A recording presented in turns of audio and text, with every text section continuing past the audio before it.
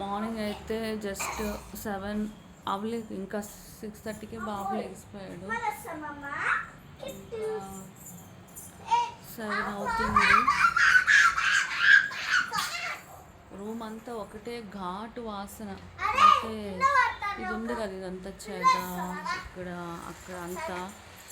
దానివల్ల ఏంటంటే తల నొప్పి. మార్నింగే ఎర్లీ మార్నింగ్ అంటే మేబీ 4-5 o'clock అనుకుంటా కల వచ్చి హే హే హే హే హే హే నీకు చెప్దాం అనుకున్నా నేను. దూరం ఉండాలి. ఇదిగో ఇదిగో ఇదిగో ఇది కరెంట్ ఉంది, షాక్ లాగేసుకుంటుంది మనిషి. ఇంతే, ఇక్కడ నుంచి చూడాలి. ఇది కూడా ముట్టుకోకూడదు, షాక్ కుట్టింది. ఇది కూడా ఇంతే, ఇట్లానే చూడాలి, బయటికి వెళ్ళకూడదు. ఓకే ఓకే ఇప్పుడే చెప్దాం అనుకుంటున్నా పాపకి. ఇటు అట్లా చూడంతే, ముట్టుకోవద్దు, వెనక్కి జరగాలి, ముట్టుకోకుండా చూడాలి. కరెంట్ అదంతా ఇది కదా. విండో జస్ట్ ఓపెన్ చేసిన కొద్దిగా, ఎందుకంటే కాస్త రిఫ్రెష్ అవుతుంది. అమ్మ పిల్లోని వదిలేసిన చూడు ఇక్కడ. అవి మేము అటు ఉన్నాం కదా, అవి చూడొచ్చుగా. వాడు చూడు, పిల్లోడు చూడట్టు ఒక్కసారి. సో ఇంకేంటంటే మొత్తం ఒక ఘాటు వాసనకి పొద్దున్నే 4-5. వద్దు వద్దు వద్దు వద్దు వద్దు వద్దు, నువ్వే వెళ్ళొద్దంటే పిల్లోని ఎందుకు తీసుకెళ్తావు? మార్నింగ్ 4-5 o'clockకి కల వచ్చింది. పీడకలు ఉంటాయి కదా, అవి ఏంటంటే మస్తు ఫైట్ చేసుకున్నాడంట. రీజన్ ఏంటి? ఏవేవో పిచ్చి పిచ్చి అన్నీ కొంటున్నాడంట, వేస్ట్ చేస్తున్నాడంట, డబ్బులు వేస్ట్గా కొంటున్నాడంట. నువ్వెంత అంటే నువ్వెంత అని పెద్ద గొడవ పడ్డామంట. కల వచ్చింది, కళ్ళలోంచి లెగిసా. అవును, అవి చేసిన దానికి కదా అట్లా పొట్లాట అయిందని అనుకున్నా. ఇక స్టార్ట్ అయింది తలనొప్పి, అంటే ఈ వాసనకి. ఇది ఎంత కోడిగా ఉంది. డబ్బులు కట్టి రూమ్ చూడు ఎలాంటిది తీసుకున్నాడు, ఎట్లా పడుకుంటున్నాడు. ఇంకా ఒకటి ఘాటు వాసన. టెడ్డీ వద్దమ్మా, చెత్త ఉంది. పిల్లోడేమో అదంతా తుడుస్తున్నాడు చేత్తో, దాన్ని అంతా దుమ్ము, ఎక్కడ చూసినా దుమ్మే. కుర్చీలేమో ఇరిగిపోయినాయి. ఇది ఇప్పుడే కొద్దిగా తీసా విండో, కాస్త ఫ్రెష్ ఎయిర్ వస్తే రిఫ్రెష్ అవుతుంది కదా. ఎందుకంటే ఒకటే ఘాటు వాసన. అమ్మా ఏసీ ముట్టుకోవద్దు, షాక్ కొట్టిద్దొద్దు. అవి అటు తిరిగి బాబుని చూస్తుండే ఒక 2 నిమిషాలు. పేరు గొప్ప ఊరు దిబ్బలాగుంది. అవి అటు తిరుగు బాబుని చూడు, పట్టుకో, వెళ్ళిపోతున్నాడు కిందికి. ఒక్కసారి 2 minutes వస్తున్నా.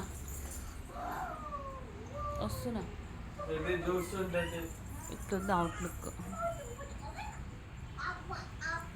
బయట చూడు ఎంత పెద్ద కర్టన్స్ వేస్తారు, కానీ ఏం లాభం, ఎంత చండాలంగా ఉందో.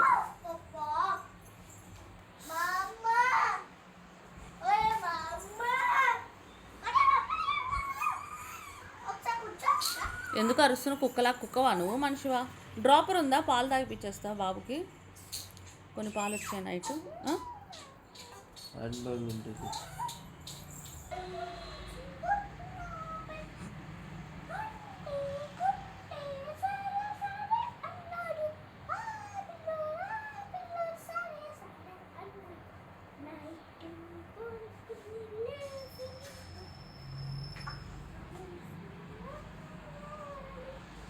ఆకలేసి రాత్రి బిస్కెట్ తిన్నావా టెడ్డీ?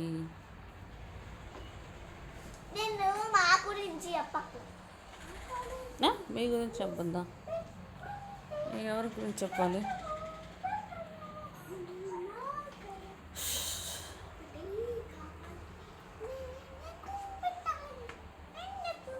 పిలక వేయించుకోవాలి టెడ్డీ.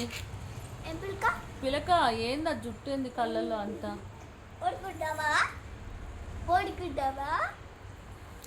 నిద్ర వస్తుంది వాడికి. టెడ్డీ పడిపోతాడు పిల్లోడు, వెనక్కి నా మాట విను టెడ్డీ.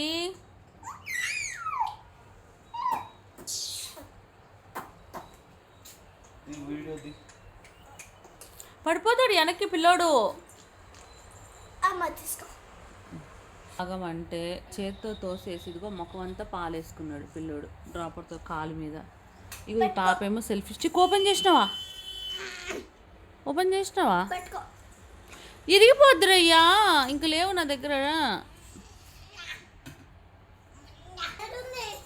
అయితే ఈ సందర్భంగా అసలు ఇంకొక ఇంపార్టెంట్ విషయం చెప్పాలి. అక్కడ ఉంటుంది రెడ్డి దిండు కింద, ఏదన్నా మాట్లాడదామంటే పిల్ల అడ్డు పడిపోతూ ఉంటుంది, అసలు అర్థమే కాదు. అయితే నిన్న ఏంటి, మేము విజయవాడ వస్తామంటే మా అమ్మ పడిపోయిందంట. కానీ అంత బాగుంది, వాళ్ళ పనులని వాళ్ళు చేసుకుంటున్నారు, ఫుడ్ వండుకుంటున్నారు, తింటున్నారు, అంతా బాగుంది. కానీ బిల్డప్ అనమాట. మీరు వస్తే మళ్ళా మ్యాగీ లేదు, శనగపిండి లేదు అని అంటావు నువ్వు అంటున్నాడు మా తమ్ముడు. నన్ను సాధించినాడు, రేపు పెళ్ళాక పెళ్ళాన్ని పిల్లల్ని సాధిస్తాడా అని అంటున్నాడు. మరి వాడు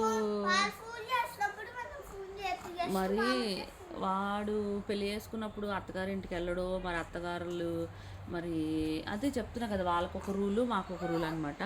దాని తర్వాత ఏమైందంటే ఇంకా మా అమ్మ విఐపీ కదా, ఆవిడని మా నాన్న నిద్ర లేపడంట. ఇంకా ఆవిడ లేచిన తర్వాత మరి ఏమో మా తమ్ముడు మళ్ళీ ఫోన్ చేశాడు. చేసి ఫుడ్ ఏం వండి పెట్టలేదట మా అమ్మ. అంటే మరి వాళ్ళు గడ్డి తింటారేమో. అప్పుడు మేము వెళ్ళట్లేదు విజయవాడ, వాళ్ళు వండుకొని తింటారుగా, వాళ్ళు అన్ని పనులు చేసుకుంటారుగా నాటకాలన్నీ.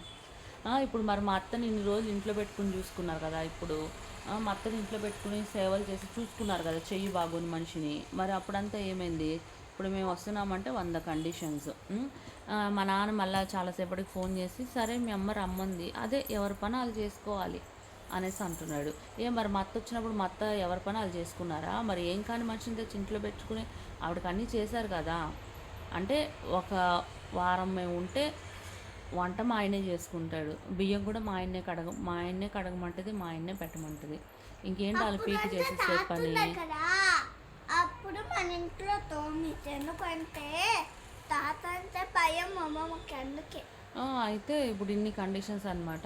తర్వాత మేము బయలుదేరాం చిన్నపిల్లలతోటి, నైట్ జర్నీ చేస్తున్నాం, ఎక్కడి దాకా వచ్చారు ఏంటి అలా అని ఒక్కళ్ళన్నా ఫోన్ చేయలేదు.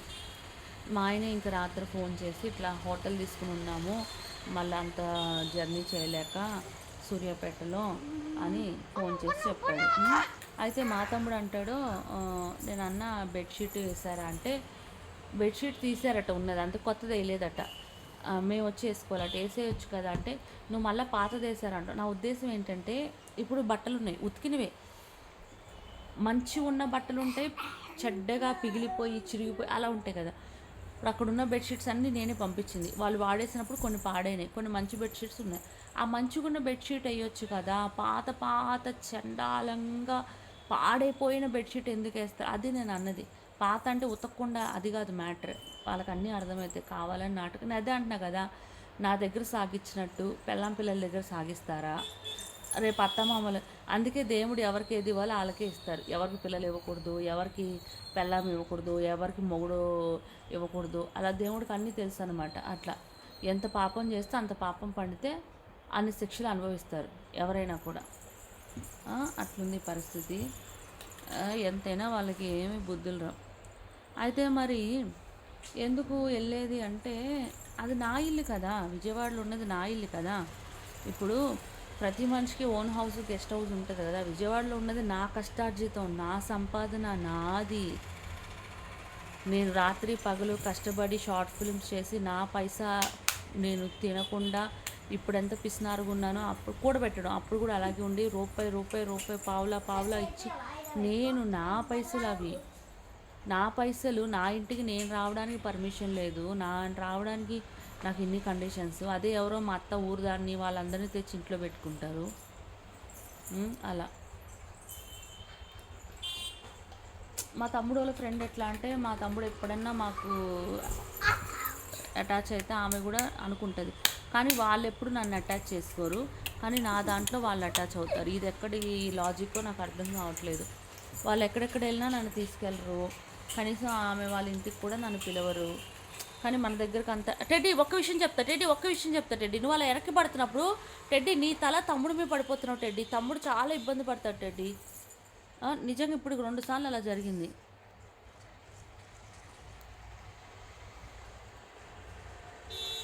ఏం పర్లా, ఎంతమంది నన్ను ఎన్ని బాధలు పెట్టినా నేనేం మాట్లాడను, అంటే నేనేమి నేను మంచిదాన్ని, నేను గమ్మునుంటా.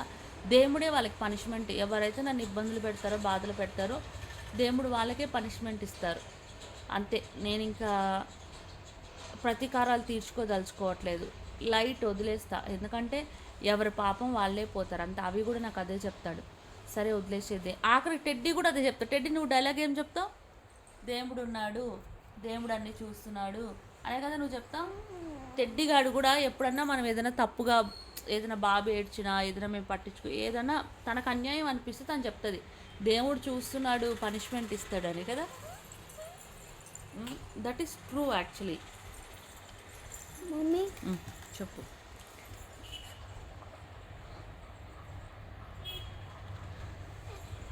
మామూలుగా చెప్పు, అంత సీక్రెట్ ఎందుకు? ఇంకోసారి ఎవరి అబ్బో నా మీద అరవదట, నన్ను కొట్టదట. అమ్మ నిన్నేం ఇవ్వడు పనిష్మెంట్, చిన్నపిల్లలకి ఇవ్వడు దేవుడు పనిష్మెంట్. హలో, నీకు దేవుడు పనిష్మెంట్ ఇస్తాడు అనుకున్నావు?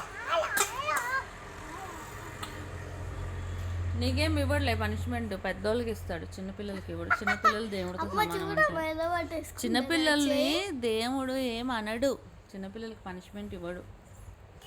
సరే సారీ.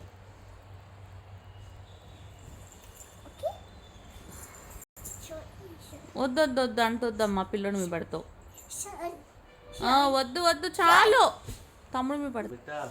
రాత్రి అవి బిర్యానీ తీసుకున్నాడు కదా, అస్సలు బాగా బిర్యానీ అంటే బాగా ఎండిపోయి చండాలంగా అయిపోయింది. కడుపు కాలుతుందమ్మా, పడుకోవాలి. కాస్త నీరసంగా ఉంది, తల నొప్పి. అమ్మా లైట్లు వెళ్తురు వస్తుంది బయట నుంచి.